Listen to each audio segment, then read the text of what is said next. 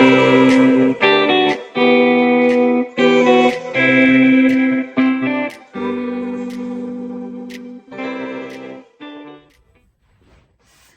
everyone.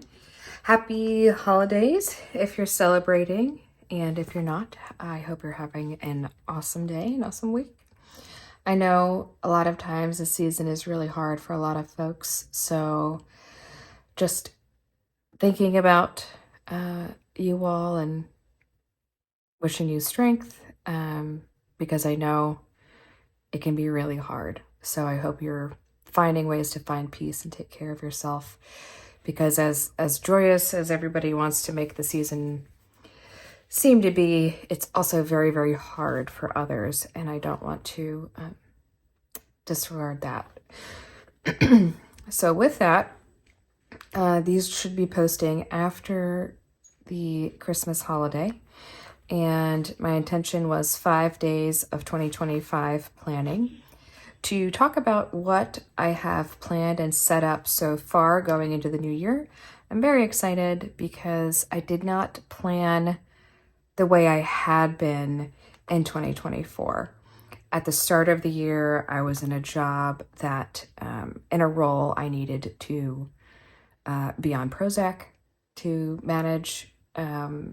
I was in a very deep funk, and I felt like I couldn't see the light at the end of the tunnel. So that was able to shift in August, but also in around May, June, I decided I was going to do the figure competition and a photo shoot for my 40th, and really tried to shift from being super down on the dumps while trying to find a solution to how do I at least enjoy the moment and focus on something good. And that's when I started to focus back on me, and I lost 40 pounds. I competed. I did a photo shoot, which 3 years ago, I planned in my 5-year goal planning, which will be in another video, that I wanted to do a photo shoot for my 40th, and I did it. So super happy about that. A lot of really great progress, but the year did start out pretty dismal, if I may say so.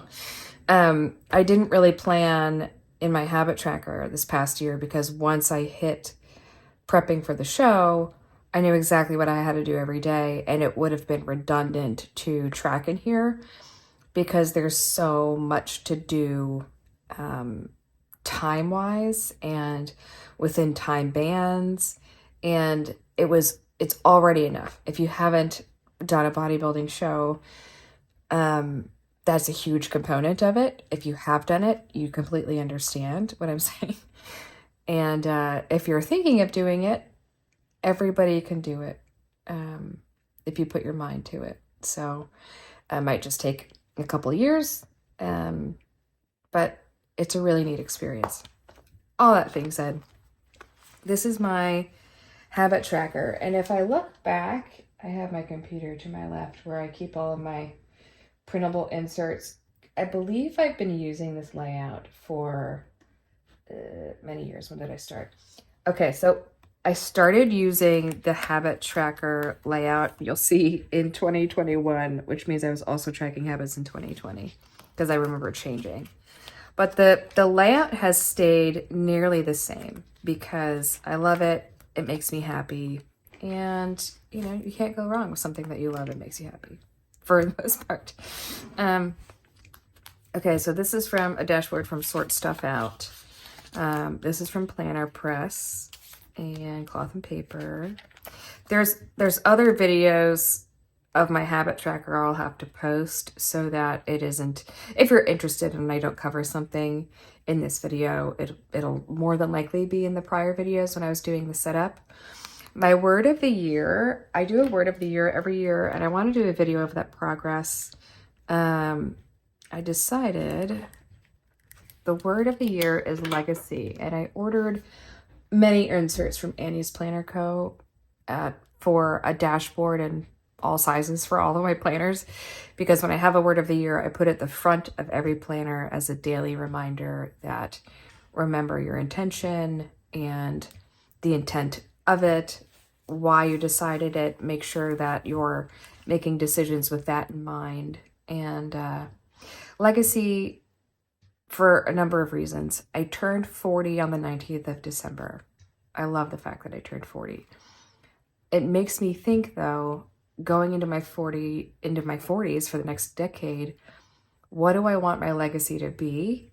And it's more of a word of the decade, which is very, it seems like super intense, but it's a word of the year, but really it makes sense to be the word of the decade. We want to expand our family. We want to focus on certain businesses. We have, a financial goal. And so in the next 10 years, it's really setting ourselves up so that ideally, we always say we plan, God laughs when we plan, but here we all are planning. But really to be able to be 50 and look back and realize all of the hard work we did to get where we are. And my 30s were a shit ton of trial and error. And from the time I turned 30 to now, when I turned 40, I 10x'd my income. I bought my own home. I finally broke out of toxic relationship patterns. I found a very healthy relationship and we're married. We have a wonderful little family, him, me, and our dog, and it's just, I'm in a wonderful school. I have a terrific job. I'm very thankful for my team. So things are good, but when I was 30, it was like everything was polar opposite. And I worked very, very hard over the 10 years to 10x my life in a sense. And it was very hard work. And I feel like I could nap all month because of it. All of that to say, I don't know what I was saying, but the word of the year is, I didn't set an intention for my 30s. It was survival. In another video, I can talk about why my 30th year was like literally the worst. But for now, we'll talk about the good things going into the new year. So we bought our home in 2023 and we had a significant amount of unforeseen expenses this year, as most people say with home ownership, but it was like beyond what either of us anticipated. So I have a no spend to track, which I didn't do this past year. It was just, if it needs to happen, it needs to happen, whatever. Just go ahead and move on.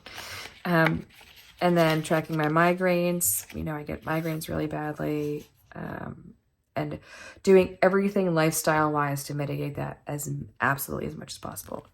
A weight log. I haven't done a weight log in a very, very long time, but I currently weigh 136 pounds, and that is 10 days after my most recent figure show. I did 3 NPC figure competitions between November and December. So 136, I started the year close to 170. I'm 5'2". So it was a lot of work. And now that I'm 136, I feel way more like myself. My fitness Instagram is MareMareWhitFit. So I do have 2. But now that I'm at 136, I can practice maintaining this and gaining strength and moving into a different class of NPC. And it's just fun. It's opened up an entirely new world, or brought it back to me. The last time I competed, it was 2017, so 7 years ago. Habit tracker. These are just extras because actually these are a lot of extras. I'll probably take some of these out. Just in case I wanted to track something different and my, maybe it's a yearly habit tracker. I don't know yet, but I always like having one, extra stuff in here in case the mood strikes me. I want it available. Maintenance. This shop where I got this doesn't exist anymore, but I recommend Annie's Planner Co. Planner Press. I love that doll. Then recurring tasks. This is Crossbow Printables, now Crossbow Planner Co., but that's how long I've had these. I stocked up because I knew I was going to use it repeatedly every single year, and I have. So much so she rebranded 2 years ago. I still have my first inserts. Just monthly tasks and weekly tasks, and it's by quarter. So I, just like every daily task and monthly task I have, usually that's why it's under maintenance. It's self-care type tasks that I track here under monthly. But I have one every quarter. Some maintenance ideas. I don't do nearly half of these anymore. So I bet I can make that more streamlined for present day and make it more accurate. Some treatments I've done at med spas, a routine. I haven't touched this in a while. I did put a new insert in here to try and play around with an ideal day and an ideal week. But that's there. I haven't really sat to think through that too much. Fitness, now that I'm maintaining my weight and my step count, it was, for years, I was under 1,000 steps a day. So now I'm between 7 and 10 a day. So I really want to maintain the food I'm eating, any notes, my workouts, etc. I was doing this for a really long time, but that was when I was maintaining 160s, which hurts to hear that. But I was doing what I needed to when I needed to do it, and it's all good now moving forward. And then the habit tracker. So this is where I change it every month to either reflect on what I previously tracked or what I need to. It changes with the season, literal season, summer, fall, winter, spring. It changes with the season of life.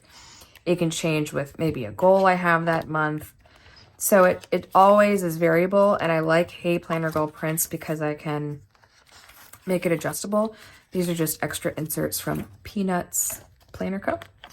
and January. So the reason why I normally highlight every weekend here, but I realized I need to enter, like, I wanted this to be on this page. And so for a while I was using 4 pages per habit tracker, which is why the layout is what it is, because on the other page I didn't print, made everything fall in line. And now I realize, since I went down to 1 page, I need to shift some things around. So it would start out with, did I get 8 hours of sleep? What's my digestion like? Did I get less than 7 hours of sleep? And then I can tie like digestion and anxiety and migraines with sleep. That's really helpful. I've been doing that forever. I really like that. Fitness goals. Did I take animal cuts? Did I do weight training? Did I take electrolytes, creatine, etc.? Cardio. We don't do cardio, but it's just steps now. So I may even change that. Sometimes it's the Bowflex. So that's as soon as I wake up. How did I sleep? Did I work out first thing in the morning? Then AM, did I do my skincare? Did I put on sunscreen? I wear sunscreen religiously all day, even if I'm indoors, because of blue light. So skin became super important to me, health-wise, even appearance-wise in 2020. Radical self-care to correct a lot of unhealthy habits I had. Walk Daisy, did I do my Iris Store red light hair therapy? I want to get back into affirmations because I'm working on setting better boundaries with my family. And I realized, instead of affirmations telling me I'm okay doing work I'm doing, the affirmations switched from I needed them to remind me I was a good employee and good person, to now I need to remind myself I'm a good daughter and work towards reframing relationships. So that's what that information is going to be. And then brain dump, just get a bunch of stuff out of my head and pre-plan for the day. Really important. I want to really focus on pre-planning for work. Then did I clean? And then PM, walk the dog, take vitamins, do homework, memory plan, etc. PM skincare, all updated recently.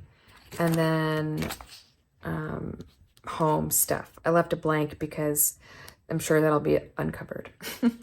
And then pool care, I left that there because it's under home, but it's winter. So I've never owned a pool in the winter before. So we're going to figure out what I need to do to maintain that. and it'll be trial and error just like everything else. So all of that being said, that is my habit tracker for January 2025. I am super happy to be back in this, and I'll make a few adjustments. And once I start filling this in and have January ready to go, I look forward to being back and giving you all an update on where we stand. So as always, if you have any questions, please leave them below. I love interacting and hearing from you. I appreciate you so much sharing your time with me. It means so much. I created this channel because I'm trying to fill the little niche that didn't exist that I wanted to see when I started planning, and I hope this is helpful. As always, remember that you matter. I am very grateful for you, and I'm happy you're here. Until next time, I'll see you then. Bye.